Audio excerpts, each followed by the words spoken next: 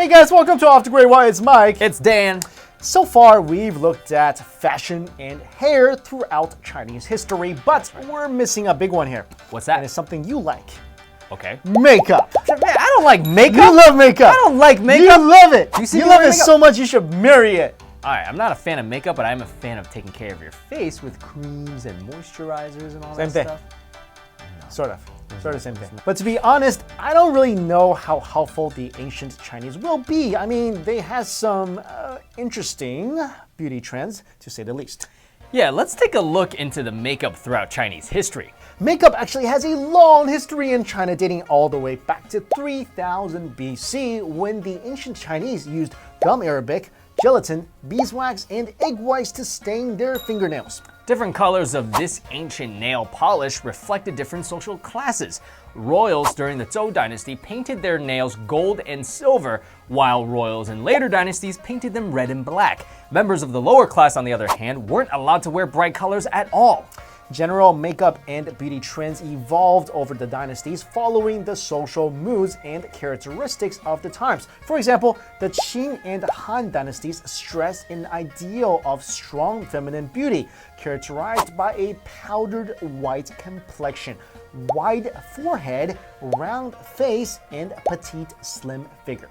During the Sui and Tang dynasties, however, a natural, portly, and healthy figure became the new in, meaning they were more rounded figured.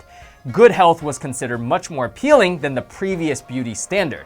Makeup techniques and variations surged during the Tang Dynasty, the golden age of Chinese history and makeup. The Tang Dynasty's progressive ideas and policy of openness encouraged individual choice and freedom, leading to the development of several and varied designs. Basically, this was the best time to be a YouTube makeup guru in ancient China. Today, we'll be going through the 7 steps of makeup in ancient China, which were unsurprisingly especially important during the Tang Dynasty. These steps were powdering the face, roughing the cheeks, tracing the eyebrows, gilding the forehead, coloring the lips, dotting the cheeks, and pasting on floral designs.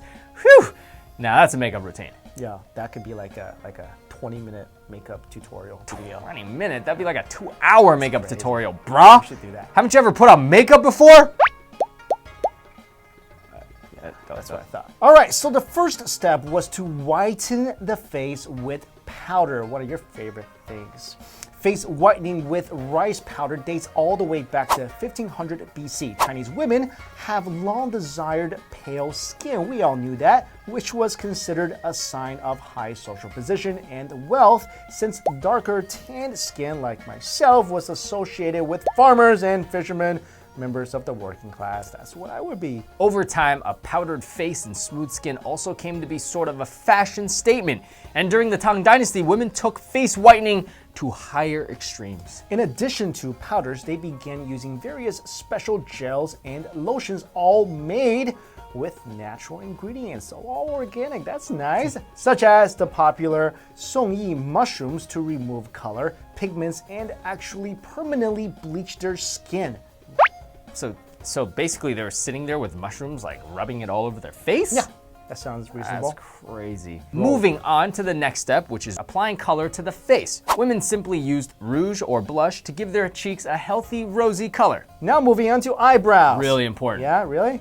Well, eyebrows, on the other hand, were an elaborate undertaking. Eyebrow shapes have gone through radical changes, from a thin line on a shaved brow to thicker, bushier variations. Chinese women even commonly completely shaved off their eyebrows and used a dark blue-black pigment called dye to draw them on themselves. Personally, I'd be scared to do something like that. Shaving them off is a huge commitment. Eyebrows convey a lot of emotion, so if you drew them on, you could really only convey certain emotions. What if you draw them on always mad? So you just walk around just always angry. Or always confused. Yeah, exactly. But anyway, you'd have a ton of choices afterwards. The Tang Dynasty saw an especially rapid and varied evolution of eyebrow styles. In fact, Emperor Xuanzong actually commissioned a book, 十美图, completely dedicated to explaining 10 different eyebrow patterns, an instruction manual basically for your eyebrows. I would think there are more than 10 kinds. That is some serious stuff. The different shapes were usually patterned off of objects found in nature, like willow leaves or olives, and had different names. For example, long and thin eyebrows were called emei, while wider and thicker eyebrows are called guangmei. You know which one's my favorite? The dot eyebrow, which is basically what it sounds like. Two giant, sharp, dark dots right above the eyes. You've never seen that before. Yeah, you think I should try that out? I think you should. Thumbs up, guys, if you want to see Mike shave his eyebrows into a dot. Anyway, during the early Tang Dynasty, thick and broad black eyebrows were all the rage. But later on, lighter highlighting and walrus-shaped eyebrows rose in popularity. Next, forehead gold. After the eyebrows, another simple step, applying forehead gold or forehead twinkle. Sounds fancy, right? This so-called forehead gold was a yellow powder called ochre.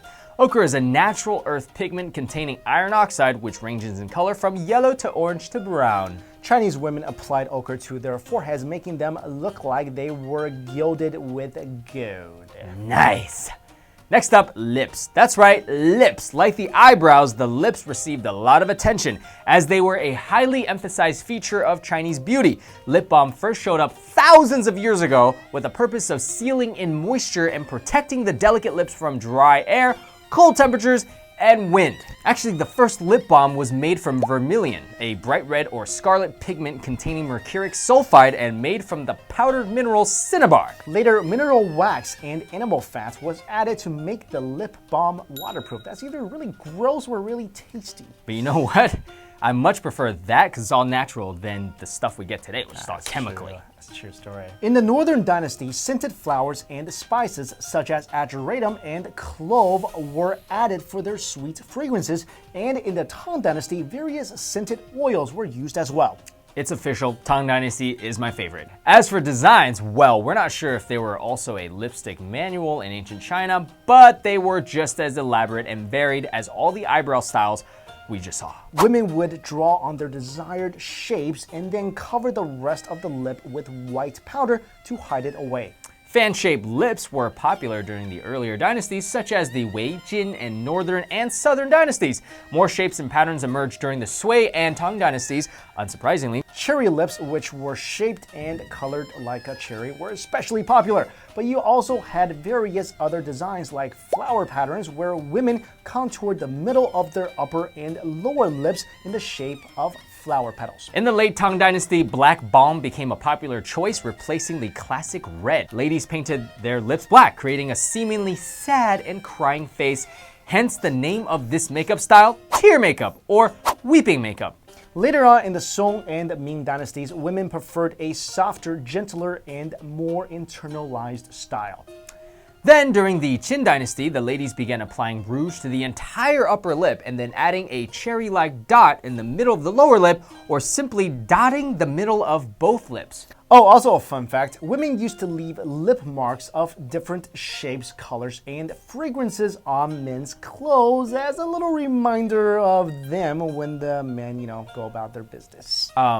They did that in ancient China? So maybe, I'm sure it's their husband or something. Oh, okay. So instead of writing a love note, they kind of ruin your clothes with makeup. Yeah, I don't know if there was ancient dry cleaning back then. Let's move on to what I like, dimples, because I got them. Yeah, you do. Do you have them too? I don't think so. Yeah, a little bit. A little bit. A little bit. Not like you. Yeah, I got them. To complement the lips and the rest of the face, what do you need? Dimples. Women like to dot their cheeks to emphasize their dimples, or if they didn't have any, to create them.